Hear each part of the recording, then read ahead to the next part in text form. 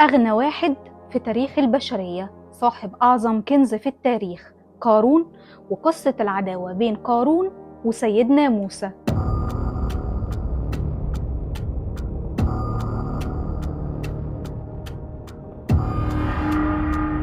كان قارون من قوم سيدنا موسى عليه السلام. المؤرخين بيقولوا إن ابن عم سيدنا موسى كان اسمه قارون ابن يصهر ابن قاهز ابن لاوي ابن يعقوب، وسيدنا موسى كان ابن عمران ابن قاهز ابن لاوي ابن يعقوب، يعني أولاد عم. قصة قارون حصلت في زمن موسى عليه السلام.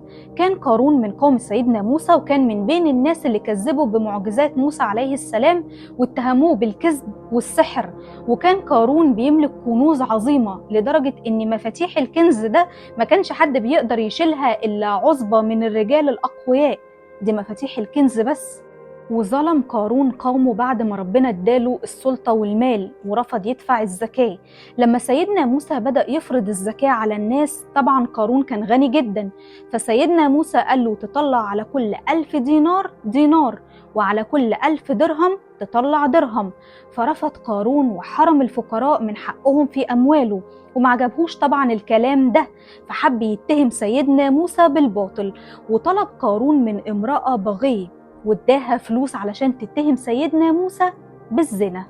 فسيدنا موسى كان بيخطب في يوم من الأيام وبيقول: الذي يسرق نقطع يده، والذي يزني إن كان غير محصن يجلد، وإن كان محصن يرجم.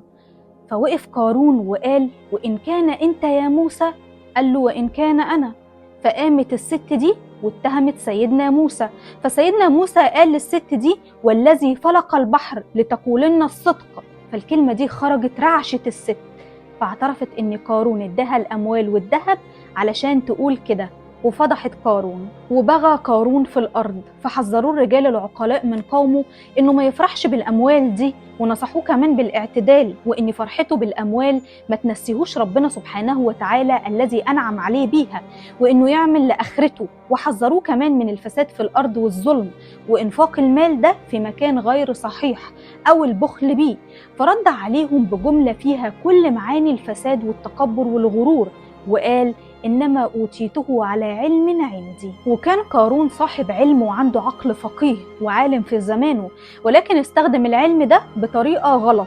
وفي يوم من الأيام قرر إنه يتزين بشكل ما حدش ظهر فيه من قبله، فلبس أفخم الملابس وزين نفسه بالذهب والمجوهرات، وخرج على قومه بتكبر وغرور، ومعاه كمان الخدم والحشم.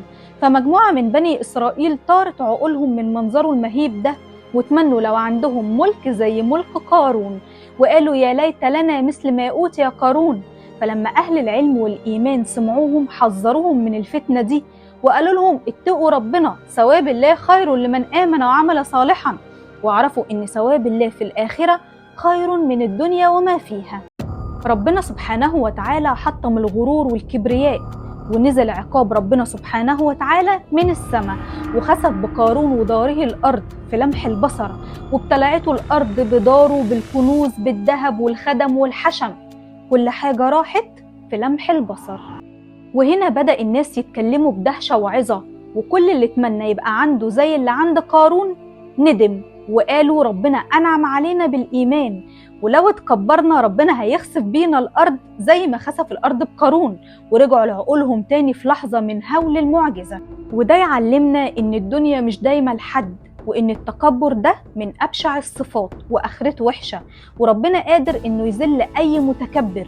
وإن مهما ربنا اداك من مال، اوعى تنسى تشكر ربنا عليه، وتدي الفقراء حقهم في المال ده، لأن ربنا قادر يحرمك منه.